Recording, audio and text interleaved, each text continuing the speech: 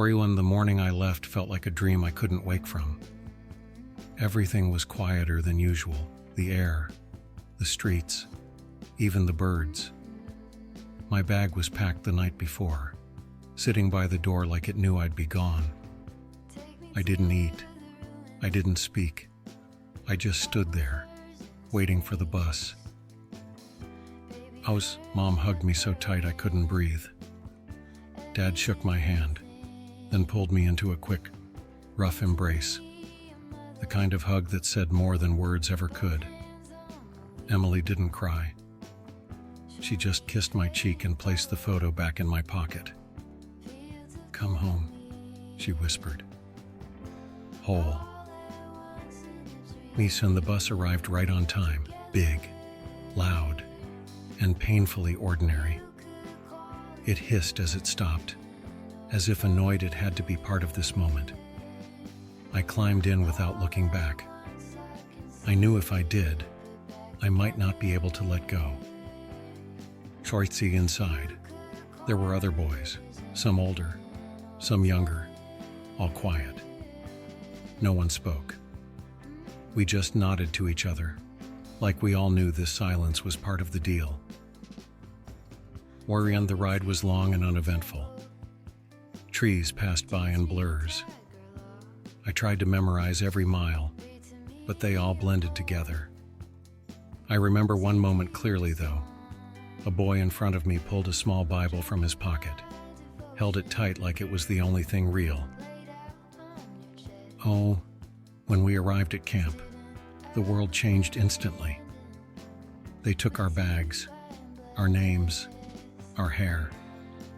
They gave us numbers, uniforms, and orders. No one cared where you were from. You were all the same now, a soldier in the making. That first night, I lay in a room full of strangers who looked just as scared as I felt. No one slept. Some stared at the ceiling. Some cried into their pillows. One guy prayed. I just clutched the photo Emily gave me and listened to the hum of silence.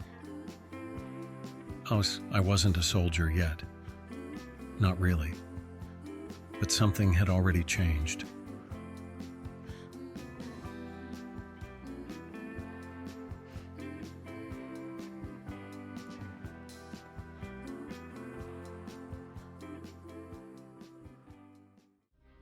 The uniform didn't fit right, too stiff, too sharp, too clean.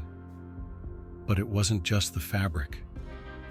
It was the weight, the history, the expectation.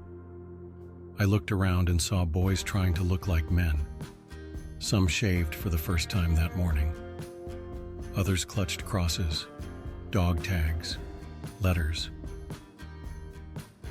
That night, the world felt unfamiliar. The bunk beds creaked with every shift. The room smelled of starch and sweat. And the silence wasn't peaceful. It was heavy.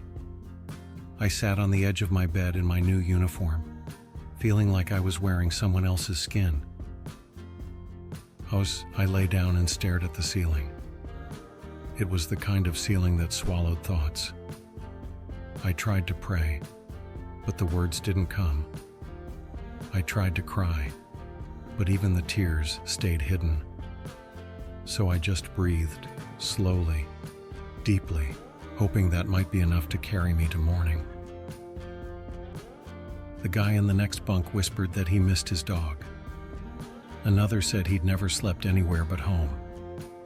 One admitted he didn't know how to swim and was terrified they'd throw him in the water tomorrow. For it seemed we were strangers, but in that darkness, we were the same, scared, homesick, pretending not to be. The kind of quiet only found between boys trying to become soldiers.